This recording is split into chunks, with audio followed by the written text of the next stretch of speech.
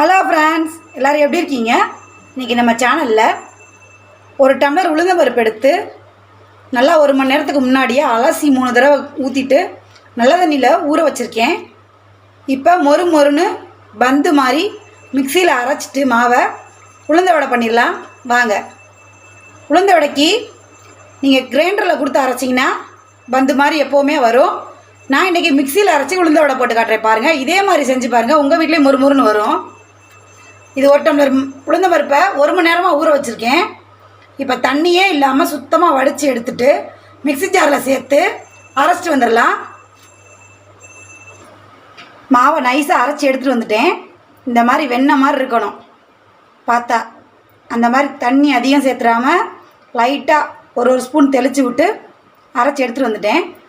இந்த மாதிரி முட்டை அடிப்போம்ல பிரிஸ்க்கு, அதை எடுத்து நல்லா அப்படியே அடிச்சு விடுங்க மாவை ஒரு 10 நிமிஷத்துக்கு.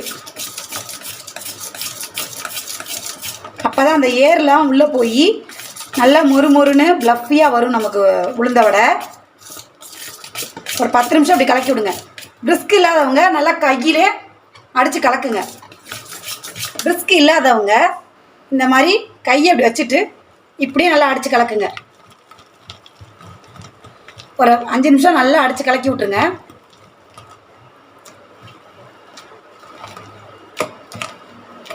சப்பாத்திக்கு மாவு பிசைகிற மாதிரி அடிச்சு விடுங்க. வடைக்கு தேவையான உப்பு சேர்த்துடலாம். 2 பச்சை மிளகாய் கட் பண்ணி எடுத்துருக்கேன், அதை சேர்த்துருவோம். கொஞ்சம் கொத்தமல்லி கட் பண்ணி எடுத்துருக்கேன், அதையும் சேர்த்துடலாம். ஒரு பெரிய வெங்காயத்தை நைஸாக கட் பண்ணி எடுத்துருக்கேன், அதையும் சேர்த்து விட்டுடலாம். கொஞ்சம் கருவேப்பிலை சேர்த்து விட்டுறேன். கொஞ்சம் மிளகு எடுத்துருக்கேன், அதையும் சேர்த்துருவோம். மாவு கொஞ்சம் தண்ணியாக இருக்கிற மாதிரி இருந்துச்சு அப்படின்னா நீங்கள் 1 ஸ்பூன் பச்சரிசி மாவு சேர்த்துக்கோங்க. எனக்கு மாவு நான் கரெக்டான பக்குவத்தில் ஆட்டி எடுத்துகிட்டு வந்திருக்கேன், அதனால் எனக்கு இப்போ பச்சரிசி மாவு தேவைப்படலை. உங்களுக்கு வேணும்னா 1 ஸ்பூன் பச்சரிசி மாவு எடுத்துக்கோங்க, கரெக்டாக இருக்கும். சேர்த்து கலந்து விட்டுடலாம். மாவை நல்லா அடித்து கலந்து விட்டுருவோம். உப்பு எல்லாம் ஒன்றா சேர்கிற மாதிரி.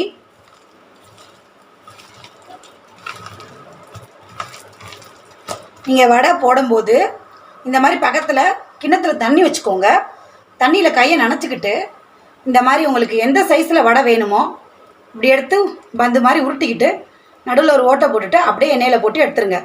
நீங்கள் பிகினஸாக இருந்தீங்க அப்படின்னா கொஞ்சம் ஒரு வாழை இலையில் எண்ணெயை தடவிட்டு அதில் வடையை தட்டி போட்டு பாருங்கள். பழக்கம் இருக்கவங்கன்னா இந்த மாதிரியே கையில் என் தண்ணியை தொட்டுக்கிட்டு மாவை உருட்டி எண்ணெய் சட்டியில் வடையை போட்டு எடுத்துடலாம். வடை போடுறதுக்கு எண்ணெயை நல்லா காய வச்சாச்சு. நல்லா எண்ணெய் சுட காஞ்சிருக்கணும். காஞ்சிருக்கும்போது அடுப்பை சிம்மில் வச்சுட்டு வடையை போட்டு எடுத்துடலாம். எண்ணெய் காஞ்சிருச்சான்னு செக் பண்ணுறதுக்காக சும்மா கொஞ்சம் ஒரு மாவை கொஞ்சம் போட்டு பாருங்கள். அதிலே தெரிஞ்சு போயிடும் எண்ணெய் காஞ்சிருச்சா இல்லையான்ட்டு. இன்னும் கொஞ்சம் நேரம் எண்ணெய் காயட்டும். வடையை போட்டுருவோம்.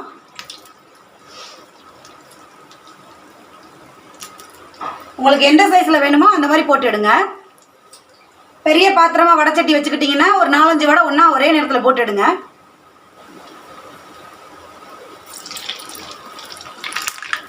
கொஞ்ச நேரம் வடை வேகட்டும். வடை வெந்து மேலே எலும்பி வரும்போது திருப்பி விட்டுடலாம். நல்லா கோல்டு கலராக வடை வெந்து நல்லா மேலே எலும்பி வந்துருச்சு பாருங்கள். 2 சைடும் நல்லா திருப்பி விட்டு வேக விட்டு எடுங்க. அடுப்பை கொஞ்சம் சிம்மில் வச்சுக்கோங்க.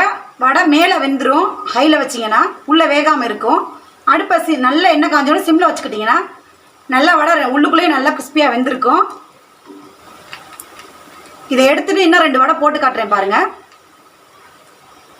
நல்லா வடை வெந்துருச்சுன்னு எப்படி கண்டுபிடிக்கிறதுனா, வெந்த வடை நல்லா நுர அடங்கிடும் இந்த மாதிரி. அப்போ அந்த மாதிரி ஸ்டேஜில் நம்ம அந்த வடையை எடுத்துடலாம்.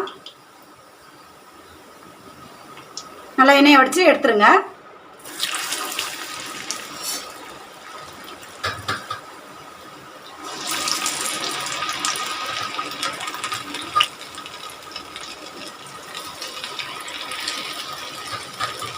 நான் 3 வடையாக போட்டு எடுக்கிறேன்.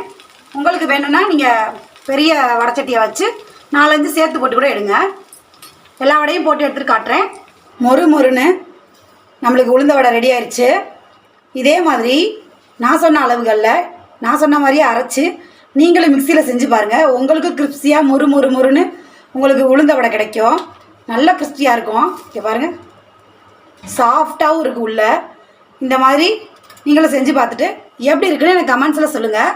என்னோடய வீடியோஸ் பிடிச்சிருந்துச்சின்னா மறக்காமல் ஷேர் பண்ணுங்கள், லைக் பண்ணுங்கள், கமெண்ட் பண்ணுங்கள். என்னோடய சேனலை சப்ஸ்கிரைப் பண்ணிவிட்டு பக்கத்தில் இருக்க பெல் பட்டனில் ஆளுங்கிற ஆப்ஷனை தட்டி விட்டுருங்க ஃப்ரெண்ட்ஸ்.